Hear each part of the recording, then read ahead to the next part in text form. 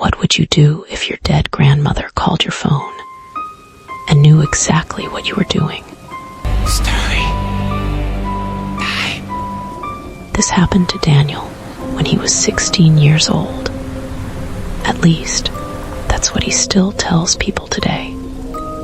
And even now, years later, he refuses to answer unknown numbers after midnight.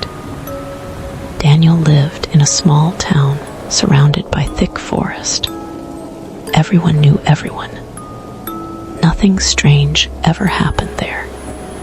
At least, that's what people thought. One cold October night, Daniel stayed home alone while his parents visited relatives in another city. He spent the evening playing games and watching videos. Around midnight, a storm rolled over town. Rain hammered the roof. Wind rattled the windows. The power flickered once, twice. Then the lights went out. Daniel sighed and grabbed a flashlight. His phone buzzed. Unknown number. He almost ignored it. Instead, he answered. Hello. For a few seconds, he heard nothing. Then a familiar voice spoke. Daniel, his heart stopped. The voice belonged to his grandmother. The problem was that she had died 10 years earlier. Daniel immediately hung up. His hands shook. He stared at the screen. Unknown number. No caller ID. No location. Nothing. A few moments later, the phone rang again. Daniel answered. Who's doing this? A soft laugh came through the speaker. The same laugh he remembered from childhood. The same laugh his grandmother always made before telling a joke. You're sitting on the couch, the voice said. Daniel froze. You have a flashlight in your left hand. His breathing stopped. Nobody could see him. All the curtains were closed. The house was locked. Then the voice whispered something that made his blood run cold. Don't look outside. The call ended. Daniel sat completely still. Rain crashed against the windows. Thunder shook the house. He told himself someone was playing a prank. Nothing more. Then he noticed movement. Outside the living room window, a shape, standing in the yard, watching. Daniel slowly raised the flashlight. The figure looked human. Tall, thin, motionless. The next flash of lightning lit the yard. The figure was gone. Daniel rushed to the window. Nothing, just rain, just darkness. Then his phone rang again. Unknown number, he answered immediately. What do you want? The voice sounded worried. Daniel, what? It's inside now. The call disconnected. Every hair on his body stood up. Inside, his heart pounded. The house suddenly creaked. A slow sound echoed from upstairs. Footsteps, 1, 2, 3. Someone was walking through the second floor. Daniel knew he was alone. Yet the footsteps continued, slow, careful, as if something was searching. The sound moved directly above him, then stopped. Silence filled the house. Daniel held his breath. A loud knock exploded from his bedroom door upstairs. 3 knocks. Boom, boom, boom. Daniel nearly screamed. Another knock followed, then another. The thing upstairs sounded angry. His phone buzzed. A text message appeared. Unknown number.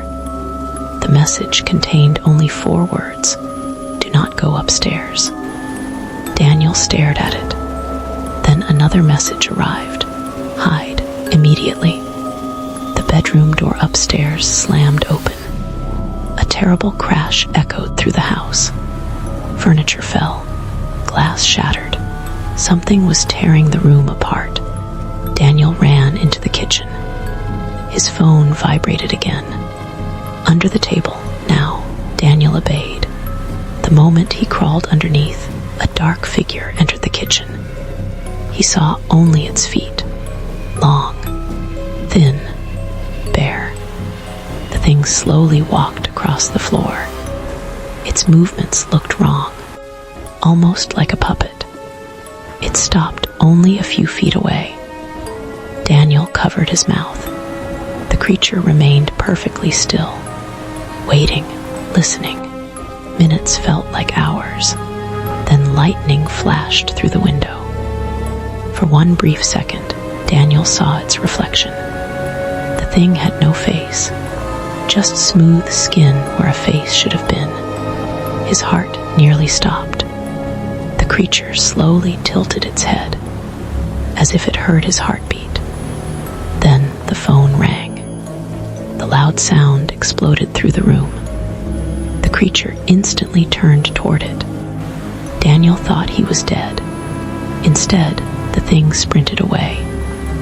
Its footsteps thundered through the house. A second later, the front door slammed open. Then silence, complete silence. The storm continued outside. Daniel answered the phone. "Hello," his grandmother's voice returned. Soft, gentle, safe. "It's gone." Daniel felt tears in his eyes. What was that?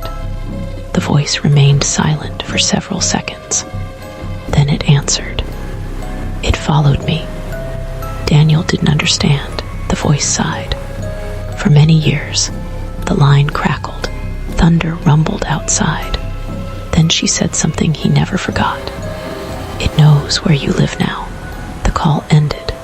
The power suddenly returned. Every light in the house switched on. Daniel searched every room. Nobody. Nothing. No signs of forced entry. No footprints. No evidence. Only one thing remained. On the upstairs bedroom wall, written in deep scratches, were 6 words. "I found you again, Mary." Mary was his grandmother's name. Police never found an explanation. His parents never believed him. Years passed. Daniel moved away, started a new life, tried to forget. Then, on his 25th birthday, his phone rang at exactly midnight. Unknown number. Daniel stared at the screen. His stomach tightened. Slowly, he answered. For a few seconds, there was only static. Then he heard breathing. Not his grandmother, not human. A low, wet breathing sound. Then a voice whispered, "I found you too." The call ended.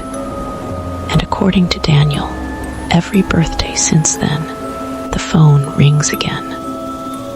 Always at midnight. Always from an unknown number. And every year, the voice sounds a little closer.